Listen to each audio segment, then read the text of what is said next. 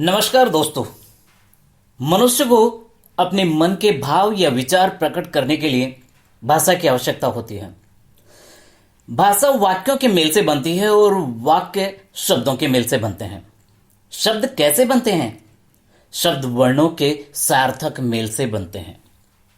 दोस्तों, आपने अभी तक हमारे चैनल को सब्सक्राइब नहीं किया है तो बेल आइकन दबाकर अभी सब्सक्राइब करें, जिससे नए वीडियो की सूचना आपको समय समय पर मिलती रहे। दोस्तों, आज हम रचना के आधार पर शब्द भेद के विषय में चर्चा करेंगे। इसे व्युत्पत्ति या बनावट के आधार पर शब्द भेद भी हम कह सकते हैं। तो शुरुआत करते हैं रचना के आधार पर शब्द भेद। रचना के आधार पर शब्द भेद 3 प्रकार के होते हैं, यानी 3 प्रकार से रचना के आधार पर शब्दों के भेद हम कर सकते हैं। पहला है रूढ़, दूसरा यौगिक और योग रूढ़ शब्द। सबसे पहले हम रूढ़ शब्द के विषय में चर्चा करते हैं। रूढ़ शब्द वे शब्द जो परंपरा से किसी व्यक्ति, वस्तु या स्थान के लिए प्रयोग होते चले आ रहे हैं।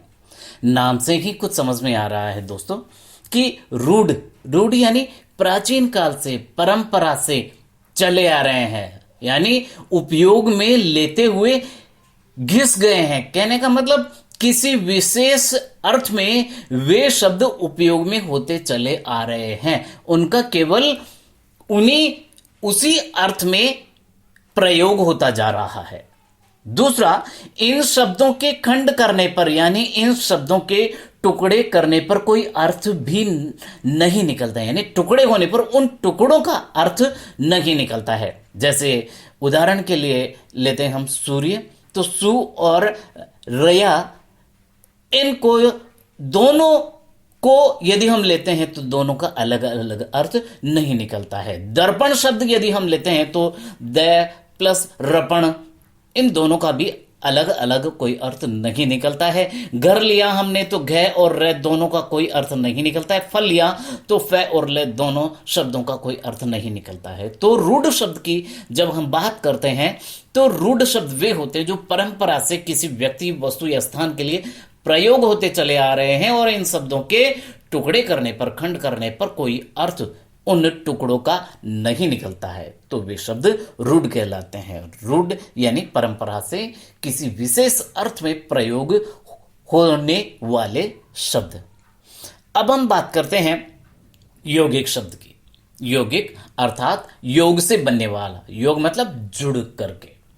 तो वे शब्द जो 2 या 2 से अधिक शब्दों के योग से बनते हैं उन्हें यौगिक शब्द कहते हैं। और हां, इन शब्दों के टुकड़े करने पर इनके टुकड़ों का भी अर्थ निकलता है।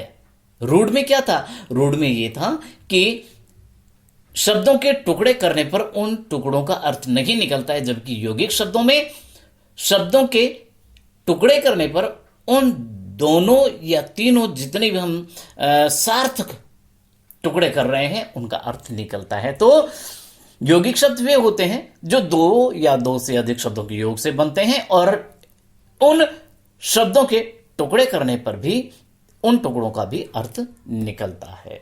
एक बात और यौगिक शब्दों के बारे में कि इन शब्दों की रचना उपसर्ग, प्रत्यय, संधि तथा समास के द्वारा भी होती है। हां, उदाहरण के लिए हम लें कि जैसे स्नान और घर, तो स्नान शब्द का भी अर्थ निकल रहा है, घर शब्द का भी अर्थ निकल रहा है। राष्ट्रपति, तो राष्ट्र और पति दोनों शब्दों का अर्थ निकल रहा है। सुपुत्र में सु और पुत्र दोनों शब्दों का अर्थ निकल रहा है। सु यानी अच्छा और पुत्र यानी बेटा। इसी प्रकार देवालय, देव और आलय दोनों शब्दों का अर्थ निकल रहा है। तो जहां कोई शब्द 2 या 2 से अधिक शब्दों के मेल से बना हो और दोनों शब्दों का अर्थ निकलता हो तो वे यौगिक शब्द कहलाते हैं। अब हम बात करते हैं योग रूढ़ शब्द के बारे में। योग रूढ़ शब्द वे शब्द जो 2 या 2 से अधिक शब्दों के योग से बनते हैं। ठीक है कि बात योगी के लिए भी थी, लेकिन यहां खास बात क्या है, किसी विशेष अर्थ के लिए रूढ़ हो जाते हैं वे योग रूढ़ शब्द कहलाते हैं। नाम से पता चल रहा है कि योग भी हो और रूढ़ भी हो, यानी दो या दो से अधिक शब्दों के मेल से भी बना हो और किसी विशेष अर्थ में रूढ़ हो गया हो या किसी विशेष अर्थ को ही व्यक्त करता हो या किसी विशेष अर्थ में ही प्रयुक्त होता हो, तो वे योग रूढ़ शब्द कहलाते हैं। ऐसे शब्द केवल अपने रूढ़ अर्थ प्रकट करने वाले प्राणी, वस्तु या स्थान के लिए ही प्रयोग किए जाते हैं। रूढ़ का मतलब जिसके लिए विशेष अर्थ दे रहे हैं उसी के लिए ही प्रयोग किए जाते हैं। और हां, बहुव्रीहि समास में अधिकतर ऐसे शब्द ही प्रयोग में लिए जाते हैं। उदाहरण के लिए लेते हैं हम कि दशानन, तो दो शब्द हैं दश और आनन। अर्थ क्या हुआ, 10 मुख वाला अर्थात रावण, यानी ये शब्द दो शब्दों के मेल से बना, दस और आनन, और इसका विशेष अर्थ रावण के लिए ही प्रयुक्त हो रहा है। यानी दशानन शब्द किसी और किसी अन्य व्यक्ति के लिए प्रयोग नहीं होता है। यानी हम लोगों ने या आपने किसी ने दशानन किसी व्यक्ति का नाम नहीं देखा है, न सुना है। ऐसे ही जलज शब्द को लेते हैं, जल और जय, यानी जल में उत्पन्न होने वाला या जल में जन्म लेने वाला अर्थात कमल। तो जलज शब्द जो है वो केवल कमल के लिए ही प्रयुक्त होता है, विशेष अर्थ कमल के लिए ही प्रयोग होता है। ऐसे ही लंबोदर, लंबा और उदर, यानी लंबे उदर अर्थात लंबे पेट वाला अर्थात भगवान गणेश। तो लंबोदर शब्द भगवान गणेश के लिए ही रूढ़ हो गया है, विशेष अर्थ देता है भगवान गणेश के लिए ही। ऐसे ही गोपाल, गो और पाल, यानी गाय पालने वाला, दो शब्दों से बना है, गो और पाल। इसका अर्थ हुआ गाय पालने वाला, लेकिन ये कौन, भगवान श्री कृष्ण के लिए ही प्रयुक्त होता है। भगवान श्री कृष्ण के लिए ही गोपाल शब्द का प्रयोग होता है। तो योग रूढ़ शब्द कौन से हुए, जो योग भी है और रूढ़ भी है, यानी जो दो या दो से अधिक शब्दों के मेल से भी बने हैं और विशेष अर्थ को भी प्रकट करते हैं, व्यक्त करते हैं, तो वे योग रूढ़ शब्द कहलाते हैं। यानी हमने देखा कि रचना के आधार पर शब्दों के भेद 3 होते हैं, रूढ़, यौगिक और योग रूढ़।